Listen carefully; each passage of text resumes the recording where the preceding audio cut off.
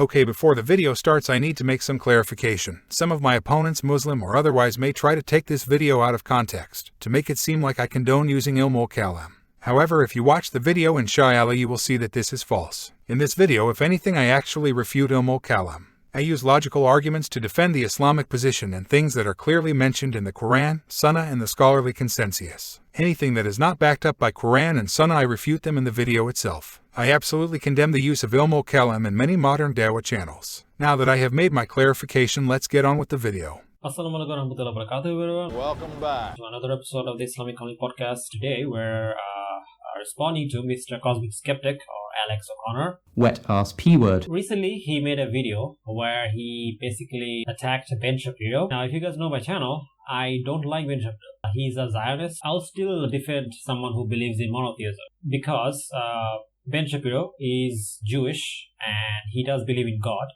right? So yeah, let's take a look and we'll see, inshallah. Ben Shapiro, perhaps at least once the de facto commander-in-chief on the conservative front lines of the culture wars. Indeed, for people like Ben, the only person that you should ever be getting on your knees for is a more supernatural kind of daddy. He basically starts the video by insulting Ben Shapiro. He said Ben Shapiro would prefer that people, get on their knees, which is a sexual reference, in front of their supernatural daddy. This is a complete insult against Allah subhanahu wa ta'ala and God, and this is absolutely disgusting. I mean, like, this is nothing new. I mean, like, I've come to expect this type of behavior from atheists. In Islam, we're completely against this type of behavior where you're insulting other people's religion without any reason. For example, in Quran 6:108, it says, "And do not insult those they invoke other than Allah, lest they insult Allah in enmity without knowledge. Thus we have made pleasing to every community their deeds, then to their Lord is their return, and He will inform them about what they used to do." We read about this in Quran chapter 6, verse number 108. So, let's take a look at why Ben thinks that if you, as I, don't believe in God, you've got some intellectual work ahead of you. Listen, there's no way to blame people who don't believe in God because they've experienced enormous amounts of personal pain.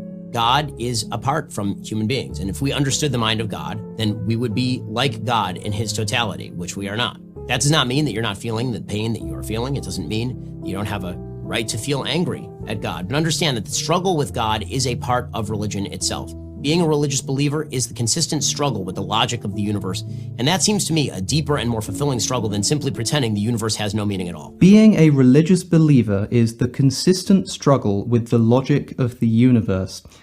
And that seems to Ben, quote, a more fulfilling struggle than simply pretending that the universe has no meaning at all.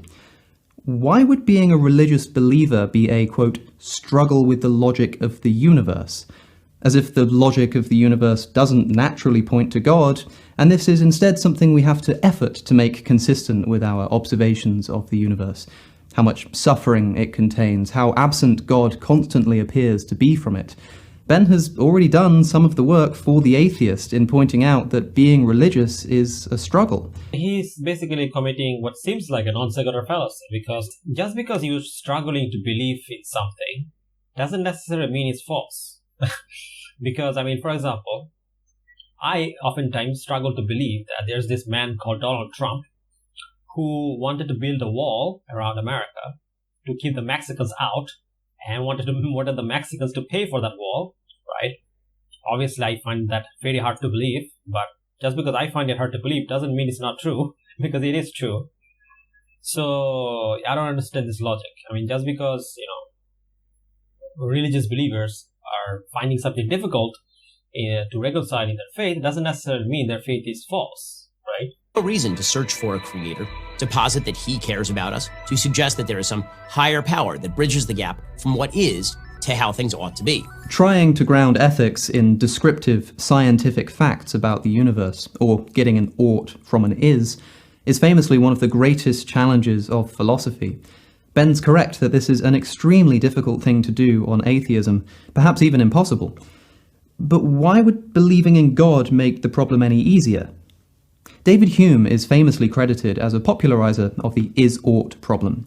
He points out that to say something like, "It is the case that racism causes suffering, therefore we ought not be racists," is an invalid inference. It doesn't follow. You can't derive an ought from an is alone. You need an extra premise, something like, we ought not cause suffering. Now the argument is valid, but as you can see, we're not getting an ought from an is anymore, but just an ought from another ought. So no matter how many facts we have about the way the universe is, we'll never be able to derive how we ought to behave. Now, Ben is suggesting that God can somehow solve this problem and allow us to derive an ought from an is. But why? Suppose we say something like, it is the case that God forbids murder, therefore we ought not murder. This too is invalid. We can't derive an ought from an is, so we need to inject an extra premise, like, we ought not do what God forbids. Now the argument's valid, but again, we're just getting an ought from an ought, still not an ought from an is. Now, the thing about the is-ought problem is that is-ought problem is basically fallacious or problematic if you're trying to get an ought from an is, and that is something that's amoral, right? So basically the point of this fallacy is that you're trying to get morality from something that's completely amoral, or something that doesn't give you, that is incapable of telling you what is good or what is bad, or incapable of showing you any type of moral worth, right? For example, let me explain what I mean by this. Imagine, let's say that my school bag or college bag is very heavy. Now, because it's heavy, therefore, people shouldn't carry school bags, right? Now, yes, it is the case that your school bags are very heavy, but just because the fact that it is heavy, that itself doesn't really tell you whether you should carry it or not, right? So, the point here is that you cannot really get what you should do from amoral propositions, right? Because these things are amoral. It's not like some kind of moral agents or like some kind of moral property that you can get from it, right? It's just a statement of fact. This is also known as naturalistic fallacy, or it can be a naturalistic fallacy as well. So this is only in these cases that this is-ought fallacy is actually fallacious. However, you can easily make this argument and this problem wouldn't be a problem, and it wouldn't be fallacious. And there are many cases where you can do that. For example, further, let's take his own argument. Let's change a few things, and you'll see that this argument will not only become valid, it will probably be, sound as well. Let's take a look at this. So this is basically the invalid or like the unsound version of the argument. It is the case that racism causes suffering. Premise 2, we ought not to cause suffering. Conclusion, therefore, we ought not be racist. Now, obviously, this is fallacious because you're trying to get an ought from this statement or statement of fact, which is that racism causes suffering. And you cannot do that because the fact that racism causes suffering, that itself doesn't tell you anything, right? However, this argument can be sound if you put the argument in the following form. Premise 1, it is the case that racism causes suffering. Premise 2, it is also the case that I do not want to cause suffering. Okay? Conclusion, therefore, I shouldn't be racist. Okay? And this is a completely sound argument. I mean, if this is the case, that you actually don't want to, make people suffer, then obviously you shouldn't be racist. It's a perfectly valid argument. It's a sound argument. Like, there's nothing wrong with it. Because if you want to do something, you should do it. There's no fallaciousness here. Or, how about the following argument, right? Premise 1. It is the case that Allah subhanahu wa ta'ala forbids murder, right? Premise 2. It is also the case that I want to please Allah subhanahu wa ta'ala. Conclusion. Therefore, I shouldn't commit murder, right? So obviously, because if you're trying to please someone, you don't want to do things that would upset them, right? So the point here is that is-ought problem is only a problem where you're trying to get this type of moral ideas from amoral things. From a religious point of view, we know that the reason we're sent here is to, please Allah subhanahu wa ta'ala, is to listen to Him, is to obey Him, is to worship Him, right? Is to acknowledge Him. That's the whole reason we're here. And most believers, all movements over the entire world, agree that they want to please Allah subhanahu wa ta'ala. They want to make Him happy, right? We all agree on this. So obviously, since we agree that we want to please Allah subhanahu wa ta'ala, obviously we wouldn't want to do anything that would upset Him. And that includes, murder and all these other kind of things. So yeah, so when it comes to is-ought problem, you can get an ought from an is if it's something you agree with, or most people agree with, right? From this, you can have a perfectly moral system. The point here is that for a theist, our morality is grounded on this idea of us wanting to please our Creator, whereas for atheists, morality is grounded on them wanting to please themselves. This is why our morality is objective and transcendent, whereas their morality is subjective and constantly needs to be changed. Again, with the idea that God is an unnecessary hypothesis.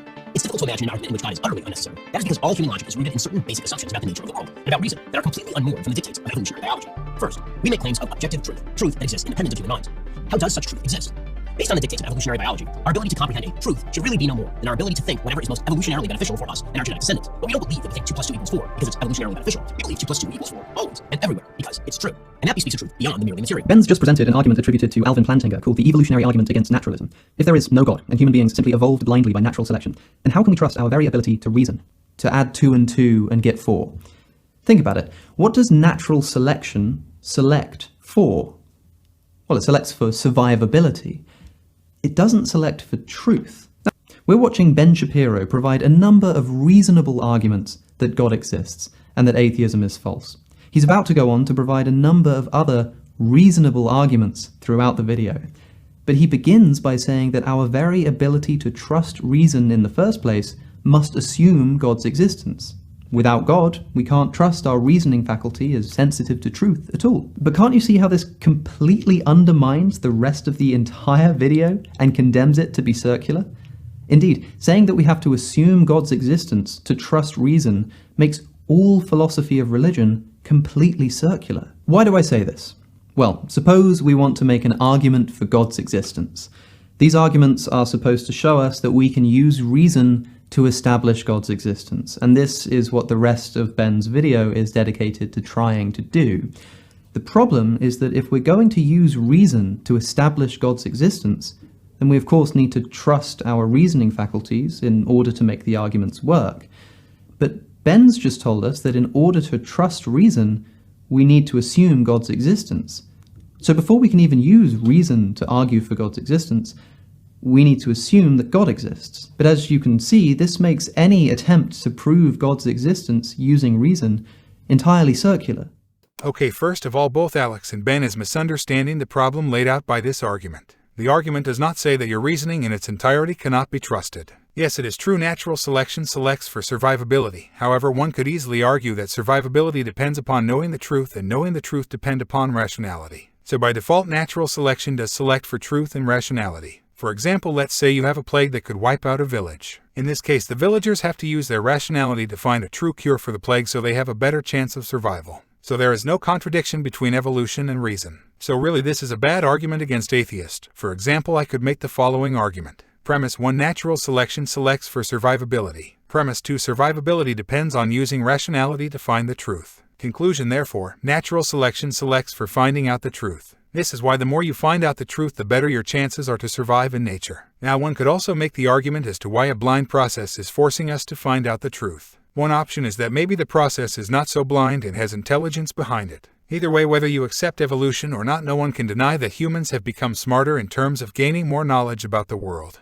This is only possible if rationality leads to truth. We personally don't believe in human evolution, but the fact that our knowledge has increased dramatically shows that rationality leads to truth. For example, a fisherman cannot survive without fish, so he has to use his reason to find the best place and way to fish. He does find it and catches more fish. As a result, he gains more knowledge and becomes more effective in surviving. So this clearly shows how using reason leads to truth and knowledge. If reasoning couldn't be trusted, this would be impossible, and we would have gone extinct long ago, or we would still be stuck in the Dark Ages. So I can make the following argument. If reasoning expands our knowledge, then reasoning leads to truth. Reasoning does expand our knowledge. Therefore, reasoning leads to truth, which means reasoning can be trusted to find out the truth. The only cases where reasoning does not lead to truth is when you use bad reasoning. This is why Allah says, "And He has subjected for you the night and day, and the sun and moon, and the stars are subjected by His command. Indeed, and that are signs for a people who reason." Quran 16:12. In Islam, we don't believe there are any contradiction between reason and our faith. This is the position held by Ibn Taymiyyah and most scholars of the Sunnah. So whether you are religious or not, we can all agree that reason leads to truth, so it's not a problem when we use it to prove something. Alex then after this tries to make it seem Ben's argument is circular because he believes in God. I'll now respond to this. Here, Alex is saying that this argument is circular But first of all, this argument is not circular. So, for example, Ben is not saying his belief is true because he believes it. Okay? If he said that, then it would be circular. But he's actually using something external, which is his reasoning capabilities, which is external to his belief system. He's using something external to prove that his belief is true, right? In that case, how is that circular? His reasoning is still independent and it should be evaluated independently. For example, imagine the following argument, right? Premise 1. I believe Allah subhanahu wa ta'ala exists, right? Premise 2. I use rational arguments to prove his existence. Obviously, I'm not talking about like ilmul kalam. I'm talking about like using basic logic. Conclusion. Therefore, my belief in Allah subhanahu wa ta'ala is proven. Now, which part of this argument is circular? Yeah, it's not circular because the first premise says that I believe Allah subhanahu wa ta'ala exists. In the conclusion, I'm not really saying that, because I believe he exists, therefore he exists. I'm saying that he exists because I can prove his existence through this external method, which is, reasoning, right? So it's not really a circular argument. I don't know why, Alex thinks this is circular. This is not circular. As a matter of fact, the conclusion is not in the premise in any way, shape, or form. The first premise is simply explaining what his situation is and where he's coming from, but he's not justifying his position using that, or I'm not justifying my position using my belief. If I did that, then it would be circular. For example, if I made the following argument, then it's circular. For example, imagine if I said, premise 1, I believe Allah subhanahu wa ta'ala exists. Premise 2, I use my belief to prove his existence. Conclusion, therefore, my belief in Allah subhanahu wa ta'ala is proven. Obviously, this is circular because the conclusion that my belief in Allah subhanahu wa ta'ala is proven is in the premise that I believe Allah subhanahu wa ta'ala exists. Right? So this is clearly a circular argument. However, that's not what's happening here. And this is exactly what most religious believers argue, how they argue. And this is in no way, shape, or form circular because the whether I believe in God or not is irrelevant to the discussion because I'm still using something external to my whole belief system, right? Which is reasoning. As it turns out, there are a bevy of logically consistent arguments offered on behalf of God. Take, for example, the first cause proof advanced by Aristotle and refined by Thomas Aquinas. Edward Facer lays out the argument in his book, 5 Proofs of the Existence of God. The argument goes something like this. First, change exists in the world, but all change is the actualization of a potential for that change. So something is changing is because there's a potential for that change in the thing. No potential can be actualized unless something already actualizes it. So that means that all change is caused by something already actual. This means either there's an infinite regress of actualizers, or there's a purely actual actualizer. This is sort of like the old joke about the philosopher and the turtle. The philosopher says, what supports the earth? And he says, a turtle. And somebody says, what supports the turtle? He says, another turtle. So what about that one? Is turtles all one or the other? The infinite regress argument is just not convincing. There has to be something underlying the final turtle. There has to be one prime cause. That cause can't have any potential. Because if it had potential, something else could activate it into changing. So there's one unchanging cause that is purely actual. That is the thing that we call God, and it actualizes all of the other changes. Change exists. Things change. A hot coffee becomes a cold coffee. A parked car becomes a moving car. The most subscribed atheist skeptic YouTube channel becomes the second most subscribed. But change, as a concept, is a bit more paradoxical than it may seem at first. Think about it. What is change? Well, according to Parmenides, a pre-Socratic Greek philosopher, change is actually impossible. When things appear to change, it can only be that, an appearance, an illusion. In reality, nothing ever actually changes at all. Okay, why on earth would he think this? Well, for change to occur, says Parmenides, there needs to be something that at one point doesn't exist and then comes into existence. Facer imagines a hot cup of coffee. The cold coffee, which it will eventually become, doesn't exist yet. It's not there. It's not anywhere. And if something doesn't exist, it's nothing. So for the coffee to become cold, something, that is the cold coffee, must come from what is currently nothing. Where do all these guys come from? Okay, so I don't know what the Greeks, what type of hookah the Greeks were smoking, but this is the dumbest thing I've ever heard. So basically, what was his name? Parmenides, right? So Parmenides was a Greek philosopher who made the argument that change doesn't exist. And there's a lot of problems with this, right? I mean, like, okay, so let's just explain something. Okay, so in Islam, in the Quran, Allah Subhanahu wa Ta'ala says the following. Then do they not reflect upon the Quran? If it had been from other than Allah, then they would have found within it much contradiction. You remember this in Quran 4:82. Now, in this verse, Allah subhanahu wa ta'ala says that if the Quran was written by someone else, then there would be mistakes in the Quran, right? There would be contradictions in the Quran, right? So this idea of contradiction is a human error, right? We know this. So if there's like a contradiction in something, we know that that idea is potentially false, right? So from this, we can get this principle, right? Which is that when it comes to man-made ideas, we can falsify it by seeing if there are contradictions within it, right? And even in logic, this is acceptable practice where if there is a contradiction in something, then it is most likely the case that it's false or it's wrong in some way, right? Now, this idea that change doesn't exist also leads to contradiction. How? Change doesn't exist. But if that is the case, that change actually doesn't exist, then that means that Alex, who's making this video right now, is the same as Alex when he was 1 year old, right? So baby Alex is both a baby and not a baby at the same time, which is a contradiction. It doesn't make any sense, right? Now, so obviously this is a clear-cut contradiction. If change doesn't exist, then this phenomenon doesn't make any sense. So obviously change does exist. And because, this idea leads to contradiction.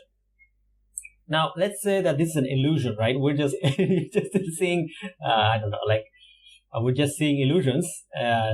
We're being hypnotized or just, like we're just seeing illusions. That also doesn't make any sense because, so basically we can use Occam's razor, right? So basically the principle in Occam's razor is that, let's say you're in a forest and you see like some kind of footprint. Obviously, when you see a footprint, you're going to think that this footprint is left by some kind of animal. What you're not going to think is that some kind of alien came down and shapeshifted into an animal and then left those footprints. You're not going to think that because that's illogical. Same thing here. When you're seeing two possibilities, and one is saying that, oh, everything is just illusion, it doesn't make any, none of it is real, there's no change, nothing, right? And that would require more explanation. Well, and then you have another possibility, which is that, your idea is just not true and change does exist. Obviously, the one that needs the least explanation is more likely to be the true one, right? So it's more likely the case that, your idea is false, and it is false. Also, this idea that something is coming from nothing is absolutely false because we know in quantum mechanics that everything is surrounded by quantum waves, right? So this idea that there's nothing is actually not true. As far as we can see, there is something. Obviously, from beyond that, it could be the case that, there might be something. But as far as we know, there is something. Like, no matter how deep you go in an atomic level, these quantum waves exist. For example, if you take a box, and if you take every single thing out of that box, then you still have these waves there. So it's not never nothing, right? So this idea that, it's coming from nothing is false. It's not. So basically, he completely misinterprets what change actually means, right? So what does change mean exactly? Basically, the idea of a change is basically, let's say that you have something in your hand, right?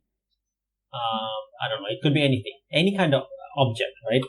When you take something away, change basically means is when you take something away from an object, either it's some kind of property or something, or add something, or simply shuffle its properties around, right? That's basically what change is. Now, obviously, when this type of things happen, it requires someone to do that because it can't just happen by itself. So that's where really the argument is coming from. Is this idea that, this thing, it doesn't make sense that this would just happen by itself because that would, again, require more explanation. As opposed to, if there is someone who's causing this, it would make much more sense. So that's really what a change is. Change is, basically taking away or adding something into the properties of something, right? And that's basically change. Change is not this idea that, this hot coffee, it didn't exist and then all of a sudden it popped into existence. That's not what change is. Change is basically, because the thing is that every single thing, when it changes, it doesn't disappear, right? The essence of the thing is still there. Like, for example, if you take the example of a hot coffee, when that hot coffee becomes a cold coffee, it is still a coffee. The essence of the thing is still there. So you can't say that, it just popped out of nowhere. No, it's still there. It's just something has been added to it, or a property has been taken out, which is this property of it being hot. That is the thing that's taken out.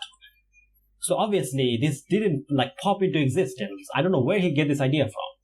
So because of all of this problem, this idea of this premise that, change doesn't exist is absolutely false. But let's see what else Alex has to say. And I think he's going to quote Aristotle. And just to explain what Aristotle's position is, because I feel like I need to explain it a little bit. So Aristotle made a rebuttal to this guy's argument, right? So here's what he said. All right. So Aristotle's argument is basically this. And he is again responding to this other guy. So basically he says that, basically when change happens, it is not the fact that something is coming from nothing. It's more of the fact that everything has something called a potential, right? For example, let's say this is a nail cutter, right? And it has this real property, which is potential, right? So, for example, when this nail cutter changes, like for example, it's now like this, and then if I make something like this change that happened, it didn't come from nothing, but rather it had a potential. That potential it had the potential to be like this, and this potential was actually actualized, and that is what is known as change, or that is what is called changed. Now I don't know why these guys think this, but this is kind of absurd. But this is what the argument he made, which is that everything has this invisible imaginary property, which is that which is potential, and this potential is actualized by an actualizer, right? And if that is the case, then obviously, according to him, God exists. Now, there's a lot of problems with this, but so let's see what Alex says in response to this, right? Let's take a look. Is one that was raised by the atheist philosopher Graham Oppy while he was discussing this very argument with Ed Feser himself, something that you can watch on the Capturing Christianity YouTube channel. Oppy simply grants that change is the actualization of potential, but he points out that the reverse is not true. Not all actualization of potential is change. He provides the example of a chair, like the chair that I'm sat on right now. Now this chair is yellow. This chair has the potential to become blue, say, if somebody were to reupholster it. But it also seems to have the potential to remain yellow. That is, things that are actual seem to have the potential to simply remain as they are. If they don't have this potential, then they wouldn't be able to remain as they are, and so they would stop existing. And therefore, actual things will always have at least one kind of potential, which is the potential to remain as they are. But now listen to what Ben correctly says about the first cause established by the argument from change. There has to be one prime cause. That cause can't have any potential, because if it had potential, something else could activate it into changing. So there's one unchanging cause that is purely actual. The God that Ben is talking about has to be something that has no potential whatsoever. But as I've just argued, unless God is about to stop existing, he must have at least one kind of potential, which is the potential to remain as he is, to remain in existence. So the purely actual God with no potential that Ben thinks he's proven may not actually be able to exist at all. So basically, Graham Oppy is saying that, everything has the potential to just stay as it is, right? And if that is the case, that it can just stay as it is, then this God that this argument is describing has also the potential to just stay as it is. So if that potential is actualized, then you need to explain why, or who is actualizing it, right? And then you have the same problem, you have the same infinite regress, which is who's actualizing that, right? So you fall back into the same problem. Now, obviously, this is why I don't like ilm kalam, because you can endlessly debate this forever. However, I do feel like Alex is being a little disingenuous here, because if you look at Ben Shapiro's argument, one thing you need to understand is that Aristotle's argument is in response to Parmenides and his idea of something coming from nothing. However, both of these guys agree that a hot coffee actually exists. Since the coffee already exists, it doesn't need a potential for its existence. It's only when it changes into something else does it need a potential. If this is the case, then the supposed God Ben Shapiro is describing can still exist without any potential. If it can exist without any potential, then it doesn't need to change and the problem is solved. Right? But then again, that would refute Christianity, because Christians believe that, God became flesh, so he did change. So that refutes Christianity. Now again, I'm just playing devil's advocate. However, there is no evidence that objects do have this thing called potential. We know scientifically why change happens. We also know change doesn't mean things are coming from nothing. However, even if we accept the idea that potential is a real property, then that means object can have contradictory properties, such as a normal coffee can have the potential to be hot, but it can also has the potential to be frozen. How can it be frozen and hot at the same time? How can a coffee have contradictory properties? So this clearly shows this idea of objects having a real property called potential is false. So, yeah, but despite all of that, the argument that I made is still sound, which is this idea that, okay, let's say that change is happening in nature, right? But how do you explain that? How exactly do you explain that? I mean, what is causing this change? Well, again, we're back to the same problem, because if this is the case that, you're in a house and then you get like $1 million and a change happens in a bank account and you get like $1 million, obviously you're not going to think that this $1 million just popped out of nowhere. You're going to think that someone sent it. And same thing here. If change is happening, I'm going to think that someone is causing this change. I'm not going to think that, it's just happening by itself. That doesn't make any sense. So it really does, if you're a believer, it really does, or if you're using honestly, your rationality honestly, it really does look like when it comes to change, it has to be the case that there is someone who's causing this change. And that is the best explanation. My third objection is that the argument from change may only work on an A theory of time. The A theory of time posits that the present is all that exists. The past and the future, in other words, don't exist. There's just the present. The B theory of time, on the other hand, posits that the past and the future both exist, just like the present does, and that they all exist in one big time block. It can be a little bit weird to get your head around, but on the B theory of time, it's often suggested that objects, as well as having 3 spatial dimensions, also have a 4th temporal dimension that stretches across this time block. Of course, we're only able to see one point of this dimension, but the past cup and the future cup both exist just like the present one does. The only thing that makes this part of the cup, the present cup, is that the person calling it the present cup occupies the same place on the time block as this particular part of the cup. So on this view, you are, right now, looking at a different part of the cup than you were a moment ago, because the cup has a real, unobservable, but real dimension that stretches through time. And what you think of as the present cup and the future cup are actually just different parts of the same cup along that temporal dimension. Thus, the potential cup, the cold cup, and the actual cup, the hot cup, are actually just the same cup. And these words merely describe different points along this temporal dimension. But all of these points exist all in the same way. And if you're able to step outside of the time block, you'd see them all at once. If this is the case, then calling something potential simply because it exists at a different point on the time block to me, and actual when it exists at the same point, would be like me calling the coffee potential because it was in a different room in the house where I can't see it, and actual when it happens to be in front of me. This is a misleading description of what's actually going on. So if the potential coffee and the actual coffee are actually both just different parts of the same coffee that you could see as one big block if you were outside of time, then the distinction between potential and actual is no longer a property of the coffee, but a property of the observer, and which point of the coffee's temporal dimension they happen to be looking at. Now, if this is the case, if this is an accurate description of reality, then if we were to look from outside of time, we'd see that there's no such thing as real change, because the past, the present, and the future cup would all simply exist all at once in front of us on this time block.